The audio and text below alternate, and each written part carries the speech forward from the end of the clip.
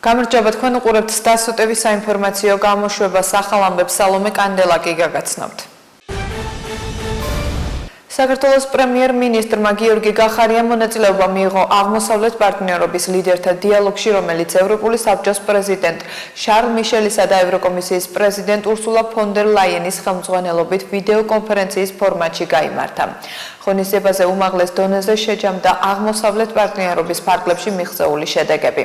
ლიდერებმა განიხილეს ევროკავშირსა და აღმოსავლეთ ევროპულ პარტნიორ ქვეყნებს შორის თანამშრომლობის არსებული დინამიკა, პრიორიტეტები და მისი გაღრმავების პერსპექტივები, ასევე COVID-19 პანდემიის წინააღმდეგ მიღებული ზომები. პრემიერ-მინისტრმა გიორგი გახარიამ ისაუბრა საქართველოს წარმატებაზე პანდემიასთან ბრძოლის პროცესში და აღნიშნა, რომ ახლა გამოწვევების შესაძლებლობებად გადაქცევის დროა. საქართველოს პრემიერ-მინისტრმა მონაწილეობა მიიღო აღმოსავლეთ პარტნიორი წევრი ქვეყნების და ევროკავშირის ლიდერების შეხვედრაში, როგორც ცნობილია, დღეს უნდა გამართულიყო სამიტი, მაგრამ პანდემიამ მნიშვნელოვანი კორექტირება შეიტანა სამიტის ფორმატში. აქედან გამომდინარე, მიღებულია გადაწყვეტილება, რომ სრულფასოვანი სამიტი ჩატარდება 21 წლის დასაწყისში პორტუგალიის თავმჯდომარეობის პირობებში, მაგრამ მნიშვნელოვანია, რომ დღეს მაინც ჩატარდა ლიდერების შეხვედრა და ეს იყო უაღრესად მნიშვნელოვანი შესაძლებლობა საქართველოს პრემიერ-მინისტრისთვის, რომ წარმოიდგინა საქართველოს პოზიცია და ხედვები აღმოსავლეთ პარტნიორობასთან დაკავშირებით. დღევანდელი შეხვედრის დროს მნიშვნელოვანი ადგილი დაეთმო პანდემიასთან ბრძოლას და იმ მხარდაჭერას, რომელიც ევროკავშირმა გამოხატა საქართველოსთან მიმართებაში. ცნობილია, რომ ევროკავშირი და მისი წევრი ქვეყნები იყვნენ ის მნიშვნელოვანი კონტრიბუტორები, რომლებმაც ძალიან სერიოზული ფინანსური მხარდაჭერა აღმოუჩინეს საქართველოს და ეს სოლიდარობა და მხარდაჭერა იქნება გადამწყვეტი ასევე ჩვენი ქვეყნის ეკონომიკისთვის. პრემიერ-მინისტრმა ისაუბრა იმაზე, რომ საქართველოს ძალიან აქტიურად მუშაობს ეკონომიკის აღორძინებაზე, ასევე საზღვრების გახსნის მიმართულებით და მნიშვნელოვანია, რომ ევროკავშირის ბევრი ქვეყანა აღიარებს საქართველოს როგორც უსაფრთხო ქვეყანას და დარწმუნებული ვარ, რომ ორხრივი მოძრაობა როგორც საქართველოს მიმართულებით, ისე საქართველოსთან ევროკავშირის მიმართულებით უახლოეს პერიოდში იქნება შესაძლებელი. პრემიერ-მინისტრმა ასევე ისაუბრა უაღრესად მკაფიოდ იმ ძირითადი პრიორიტეტების შესახებ, რომელიც საქართველოს აქვს ევროკავშირთან მიმართებაში. რა თქმა უნდა, პირველი მთავარი პრიორიტეტი არის წევრობა და საქართველოს ევროპული ასპირაცია და ევროპული არჩევანი.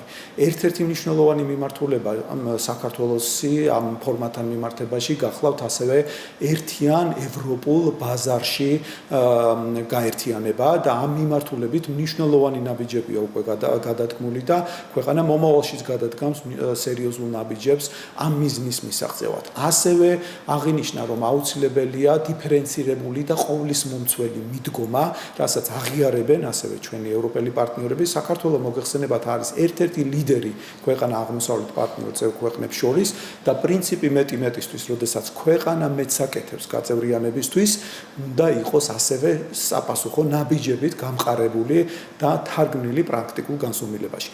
ერთ-ერთი მნიშვნელოვანი მიმართულება კიდევ, რომელიც ასევე მნიშვნელოვანია ჩვენთვის და პრიორიტეტული გახლავთ, საქართველოს როგორც დამაკავშირებლის ფუნქცია და როლი და ასევე შავი ზღვის რეგიონში ჩვენი ფუნქციის გამოყოფა, რადგანაც აუცილებელია მნიშვნელოვანი ეკონომიკური პროექტების, სატრანსპორტო დამაკავშირებელი პროექტების განხორციელება, სადაც საქართველოს ექნება ერთ-ერთი ცენტრალური და მნიშვნელოვანი როლი.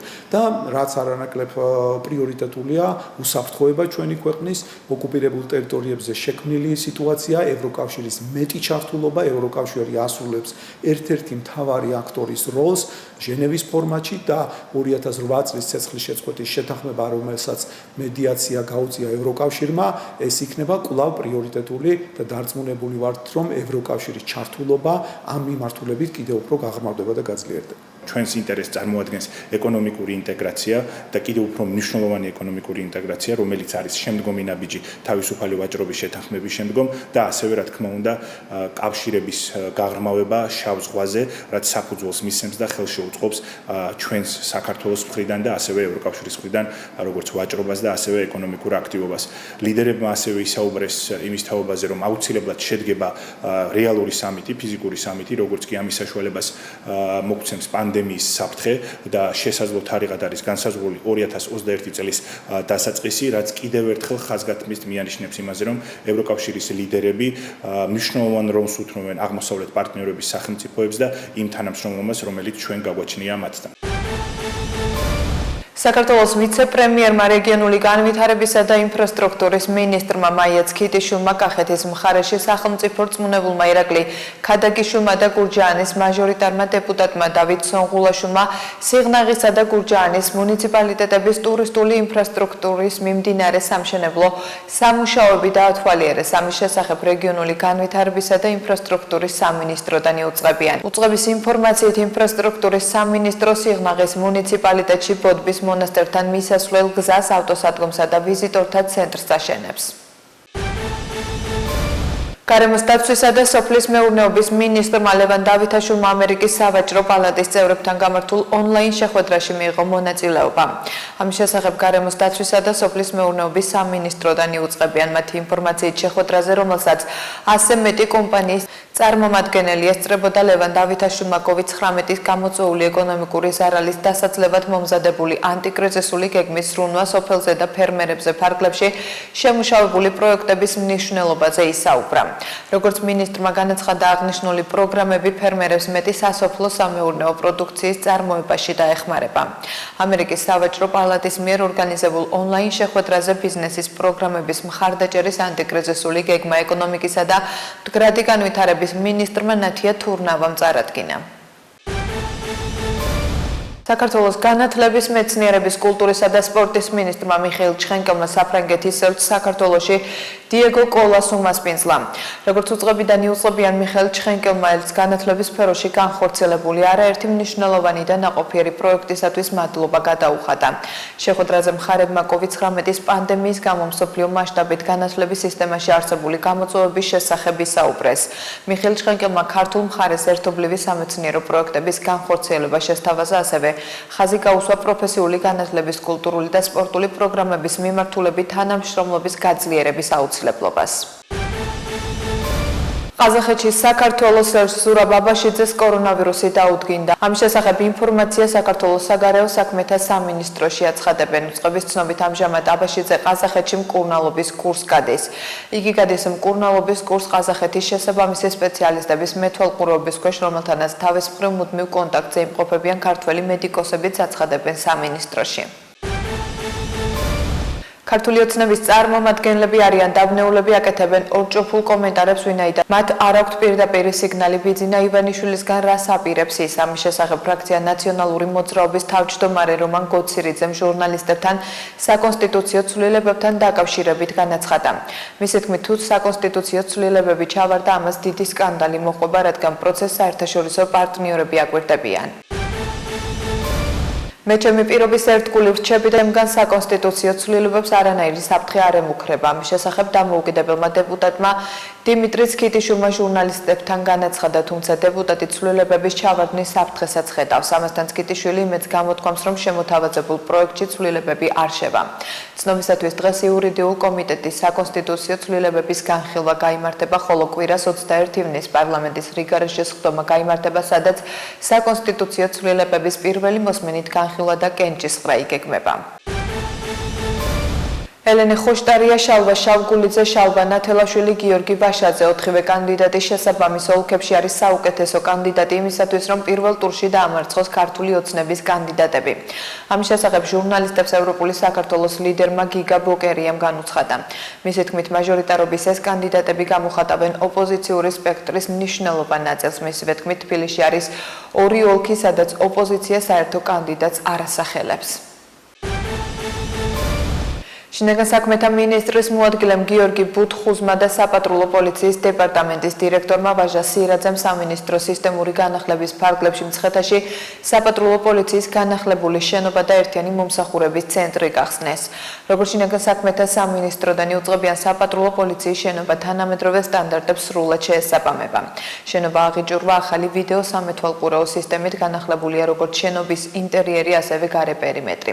მათივე ინფორმაციით წყობილია დასაკითხი საკითხი და ნივთმტკიცების ოთახების საკონფერენციო და სპორტული დარბაზები. ნაგებობა ადაპტირებულია სპეციალური საჭიროების მქონე პირებისთვის, პატრულ ინსპექტორებისთვის მოეწყო მოსასვენებელი ოთახები ამავე შენობაში განთავსდა ერთიანი მომსახურების ცენტრიც.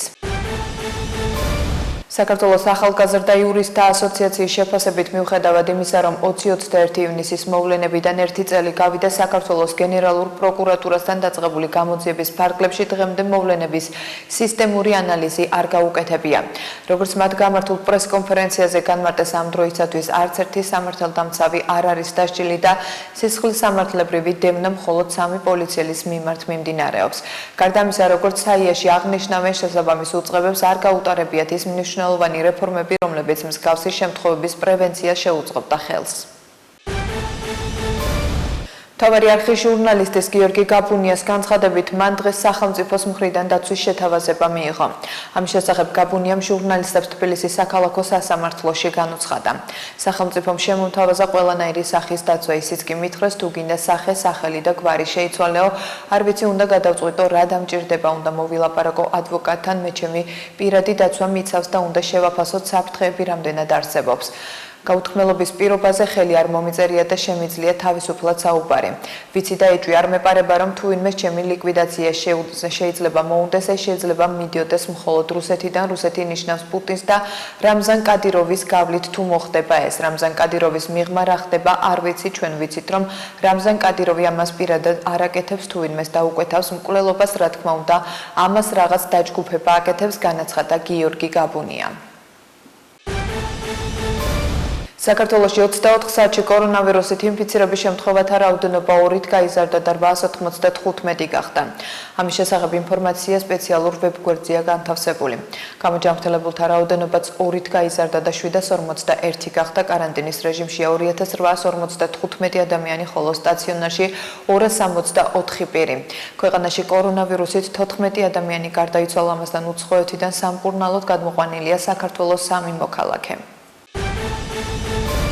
თბილისის ინფექციური საავადმყოფო სამედიცინო დირექტორის მარინა ეზუგბაიას განცხადებით, კორონავირუსის 2 ახალი შემთხვევიდან 1 შემოტანილი, მეორე კი უკვე დადასტურებულთან კონტაქტია.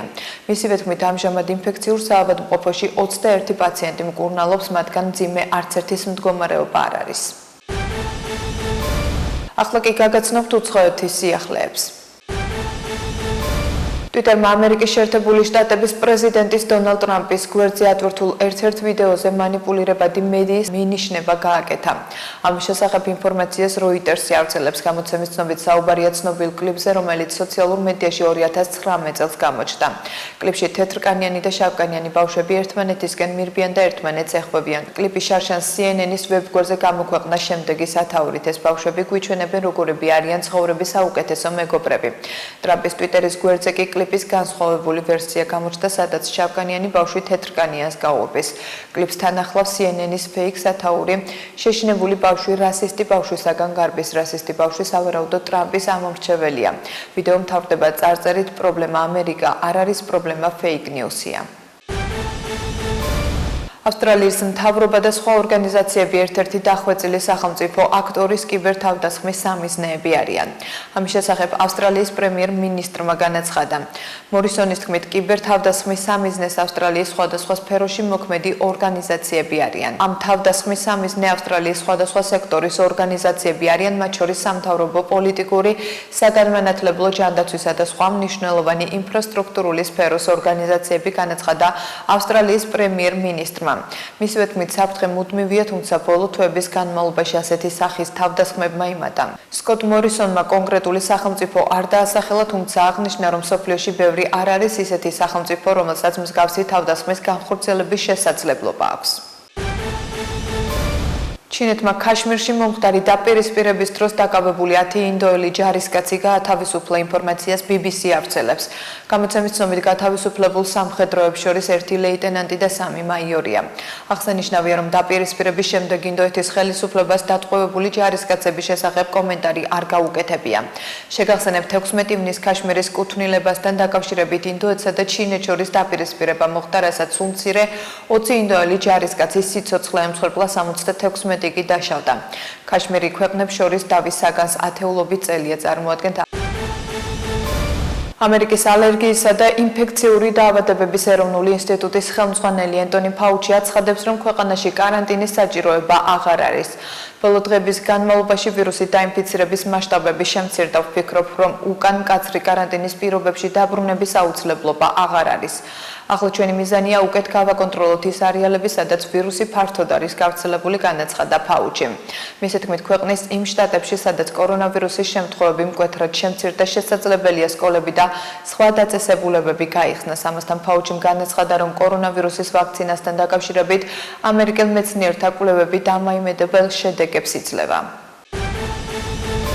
ამერიკის სახელმწიფო მდივანი მაიკ პომპეო დონალდ ტრამპის ყოფილ მრჩეველს უსაფრთხოების საკითხებში ჯონ ბოლტონის მისი ახალი წიგნის გამო აკრიტიკებს და აცხადებს, რომ ბოლტონი მოღალატეა.